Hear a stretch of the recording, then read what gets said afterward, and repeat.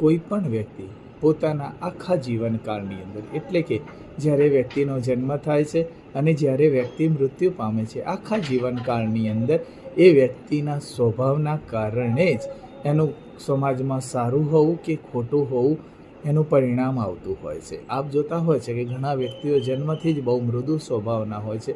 દરેક એક વ્યક્તિને પ્રેમથી બોલાવતા હોય છે અને સહજ ભાવે કોઈ પણ વ્યક્તિને સ્વીકારવાની વૃત્તિ રાખતા હોય છે. આવા વ્યક્તિઓ જ્યારે ઈશ્વરના ધામમાં જાય છે ને, ત્યારે ઘણા બધા લોકો એમને ખૂબ સારી રીતે યાદ કરતા હોય છે. એની સામે ઘણા બધા વ્યક્તિ એવા હોય છે કે જે પોતાની જાતને જ ભગવાન ગણતા હોય છે.